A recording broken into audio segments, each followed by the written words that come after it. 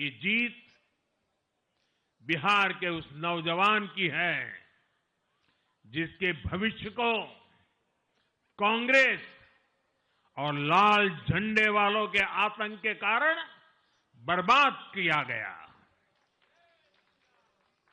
आज वो red corridor, आतंक के वो दिन इतिहास बन गए हैं। बिहार विकास के रास्ते पर आगे बढ़ रहा है और अब ये यात्रा रुकने वाली नहीं है। साथियों, आज के ये परिणाम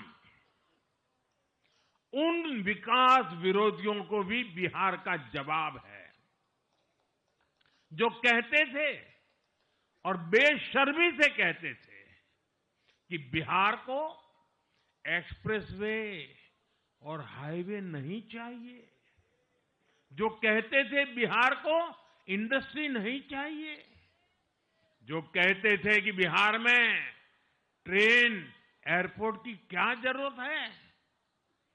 आज के ये परिणाम वंशवाद की राजनीति के खिलाफ विकासवाद की राजनीति को दिया जनादेश है।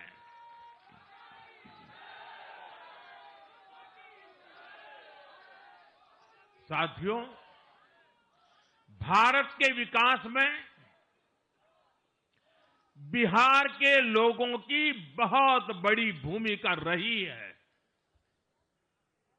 लेकिन जिन लोगों ने दशकों तक देश पर शासन किया, उन लोगों ने हमेशा बिहार की एक झूठी छवि बनाई।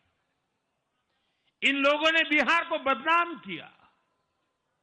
इन लोगों ने न बिहार के गौरवशाली अतीत का सम्मान किया, न बिहार की परंपरा और संस्कृति का आदर किया और न यहां के लोगों की इज्जत की। आप खुद सोचिए, जो लोग छठ पूजा को ड्रामा कह सकते हैं, वो बिहार की परंपरा का कितना सम्मान करते होंगे।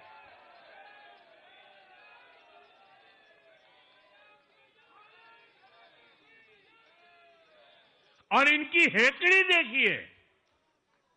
साथियों, छठी मैया से कांग्रेस आरजेडी ने आज तक माफी नहीं मांगी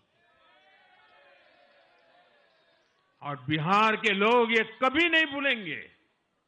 साथियों, बिहार की आन बान शान ये हमारी प्राथमिकता है।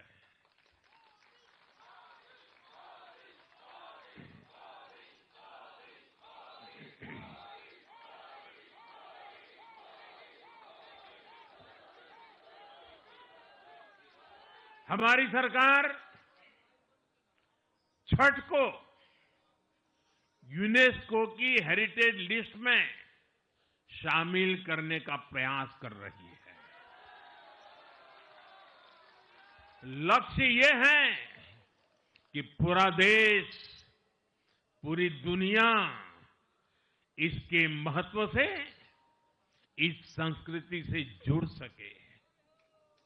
आपने भी इस बार देखा है कि जब इस बार छठ पूजा के दौरान रेलवे स्टेशनों पर छठी मैया के गीत गूंजे, तो हर कोई इस पावन पर्व में सम्मिलित होता दिखा। साथियों, पिछले वर्ष देश के लोगों ने लगातार तीसरी बार एनडीए को अपना जनादेश दिया था। 60 वर्षों बाद ऐसा अवसर आया जब किसी को लगातार तीसरी बार सत्ता में आने का अवसर मिला। ये देश के विश्वास का, देशवासियों के आशीर्वाद का परिणाम था। और लोकसभा चुनाव के बाद देश के कई राज्यों में भी हमें विधानसभा चुनावों में प्रचंड बहुमत के साथ जीत मिली। जिस हरियाणा की धरती ने जय जवान जय किसान की भावना को आगे बढ़ाया, उस हरियाणा ने हमें लगातार तीसरी बार सेवा का अवसर दिया। छत्रपति शिवाजी महाराज, बाबा साहब आंबेडकर और वीर सावरकर की पुण्यभूमि महाराष्ट्र में हमें प्रचंड जीत मिली। लगातार तीसरी बार महाराष्ट्र ने हमें विजयी बनाया। हम 25 वर्षों के बाद देश की राजधानी में बहुमत से जीते और आज बिहार में जहां इतनी बड़ी जनसंख्या ग्रामीण हिस्सों में बसती है, हम वहां इतनी बड़ी संख्या में जीत कर आए हैं। साथियों, देश के हर हिस्से में, हर परंपरा में लोग एनडीए को एक विश्वास और उम्मीद के साथ देख रहे हैं।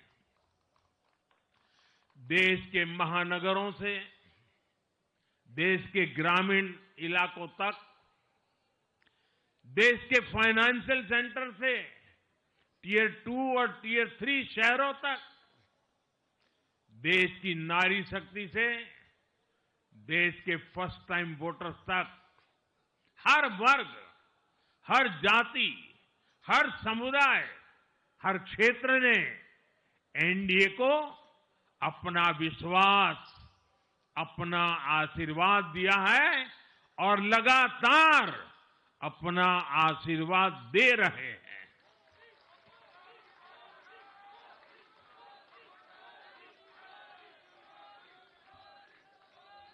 साथियों, भाजपा की एनडीए की सरकारों को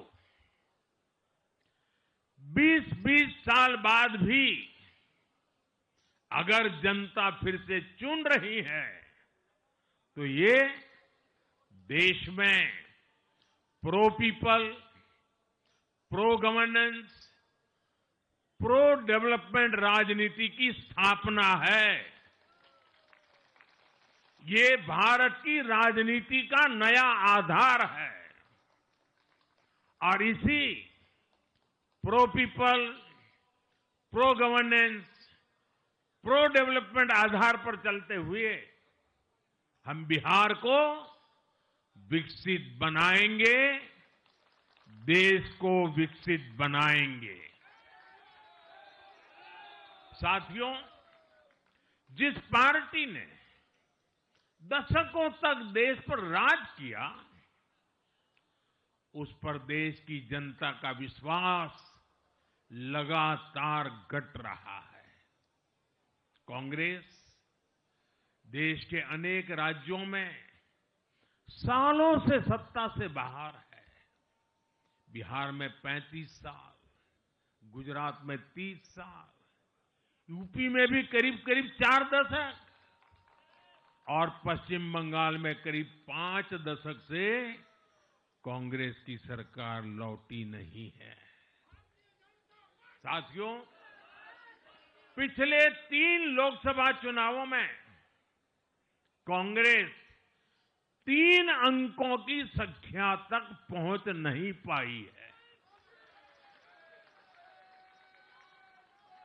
2024 के लोकसभा चुनाव के बाद, मैं 24 के बाद की बात कर रहा हूं,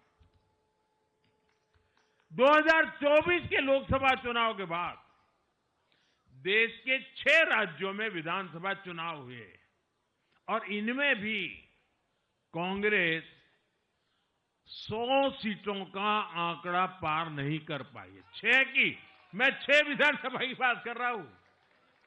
और आज ही के दिन सिर्फ एक चुनाव में हमारे जितने विधायक चुने गए हैं, कांग्रेस पिछले 6 चुनाव में 6 चुनाव में उतने विधायक जीत नहीं पाई।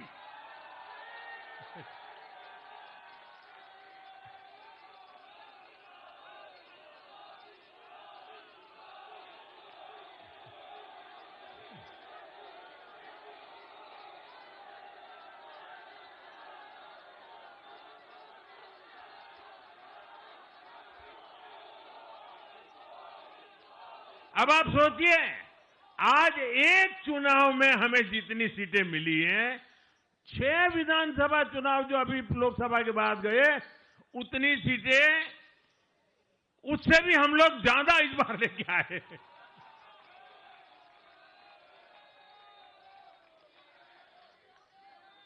साथियों, कांग्रेस की राजनीति का आधार अब सिर्फ और सिर्फ नेगेटिव पॉलिटिक्स हो गया है। कभी चौकीदार चोर है का नारा, संसद का समय बर्बाद करना, हर इंस्टीट्यूशन को अटैक करना, कभी ईवीएम पर सवाल, कभी चुनाव आयोग को गाली, कभी वोट चोरी का मनगढ़ंत झूठा आरोप, जाति और धर्म के आधार पर लोगों को बांटना, देश के बजाय देश के दुश्मनों के एजेंडे को आगे लाना। कांग्रेस के पास देश के लिए कोई पॉजिटिव विजन नहीं है। सच्चाई यह है कि आज कांग्रेस, और मैं बहुत गंभीरता के साथ कहता हूं, आज कांग्रेस मुस्लिम लीगी माओवादी कांग्रेस यानी एमएमसी बन गई है।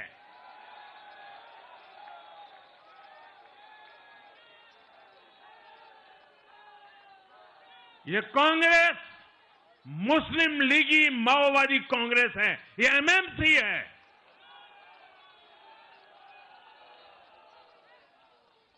और कांग्रेस का पूरा एजेंडा अब इसी पर चलता है। और इसलिए अब कांग्रेस के भीतर भी एक अलग धड़ा पैदा हो रहा है, जो इस नेगेटिव पॉलिटिक्स से असहज है। ये जो कांग्रेस के नामदार है, ये जिस रास्ते पर कांग्रेस को लेकर चल रहे हैं, इसके प्रति घोर निराशा, घोर नाराजगी अंदर ही अंदर पनप रही है। और मुझे तो आशंका है, हो सकता है कि आगे कांग्रेस का एक और बड़ा विभाजन हो। और साथियों, कांग्रेस के जो सहयोगी दल हैं, वो भी समझने लगे हैं कि कांग्रेस अपनी नेगेटिव पॉलिटिक्स में सबको एक साथ डुबो रही है। और आपको याद होगा, इसीलिए ही तो मैंने बिहार चुनाव के दौरान भी कहा था कि कांग्रेस के नामदार तालाब में डुबकी लगाकर बिहार चुनाव में खुद डूबने और दूसरों को डुबेने की प्रैक्टिस कर रहे हैं।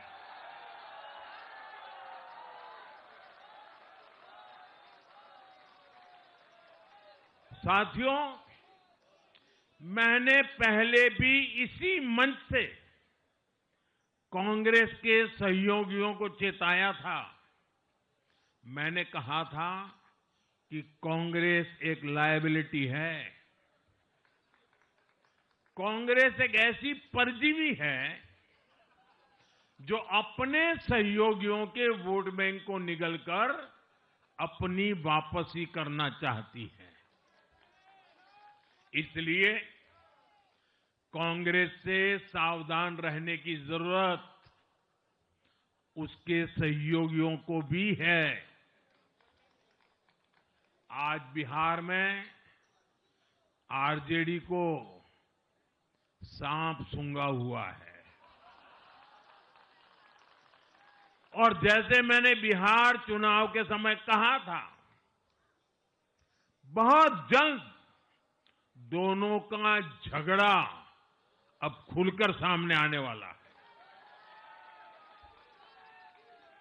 साथियों, आज की ये विजय एक नई यात्रा की शुरुआत है। बिहार ने जो भरोसा हम पर जताया है, उसने हमारे कंधों पर जिम्मेदारी और बढ़ा दी है। मैं आपको विश्वास दिलाता हूं, आने वाले 5 साल बिहार और तेज गति से आगे बढ़ेगा।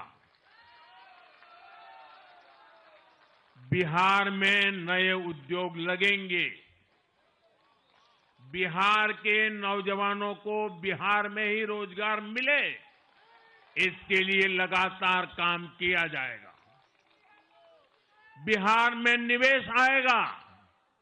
ये निवेश और ज्यादा नौकरियां लाएगा। बिहार में पर्यटन का विस्तार होगा। दुनिया को बिहार का नया सामर्थ्य दिखेगा। बिहार में हमारे तीर्थों का, आस्था के स्थानों का, हमारी ऐतिहासिक धरोहरों का कायाकल्प होगा। साथियों, मैं आज देश और दुनिया भर के निवेशकों से भी कहूंगा कि बिहार आपके स्वागत के लिए तैयार है। मैं देश और दुनिया में बसी बिहार की संतानों से भी कहूंगा कि बिहार में निवेश करने का सबसे उपयुक्त समय है। साथियों, आज मैं बिहार की एक एक मां,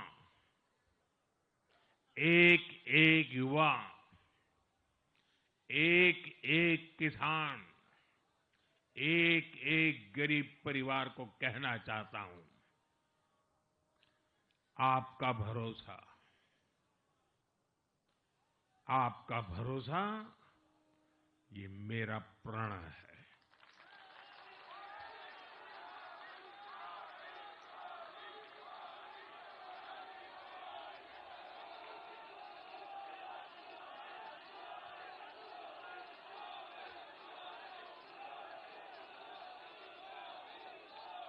और मैं कहता हूं कि आपकी आशा मेरा संकल्प है। और मेरे नौजवान साथियों, आपकी आकांक्षा ये मेरी प्रेरणा है। हम मिलकर एक ऐसा बिहार बनाएंगे जो समृद्ध होगा, विकसित होगा। साथियों, भाजपा की ताकत भाजपा का कार्यकर्ता है। जब भाजपा का कर्मठ कार्यकर्ता कुछ ठान लेता है तो कोई भी लक्ष्य असंभव नहीं रह जाता। आज भाजपा की हर सफलता का आधार उसका कार्यकर्ता ही है। और अब आज की इस विजय ने भाजपा कार्यकर्ताओं को केरला, तमिलनाडु, पुडुचेरी, असम और पश्चिम बंगाल में भी नई ऊर्जा से भर दिया है।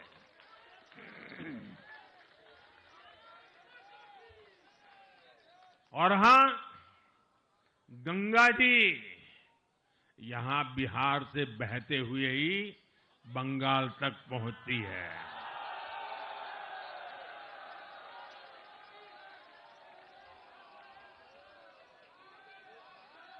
बिहार ने बंगाल में भाजपा की विजय का रास्ता भी बना दिया है।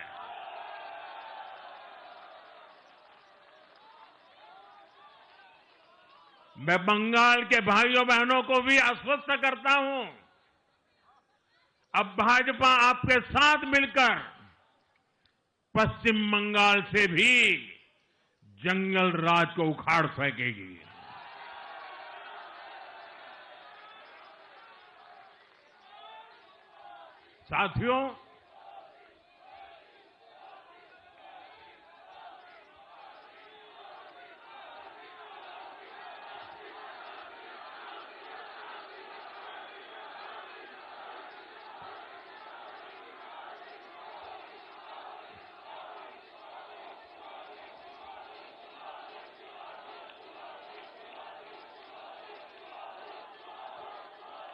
साथियों, मैं एक बार फिर बिहार के हर मतदाता का आभार व्यक्त करता हूं।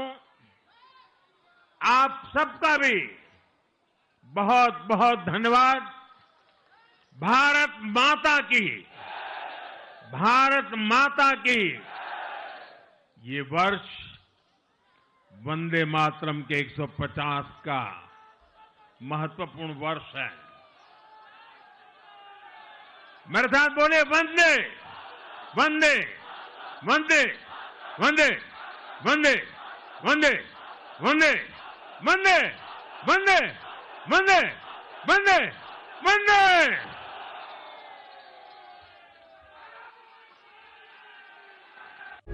प्रभातखबर.com, विश्वास वही, रफ्तार नहीं।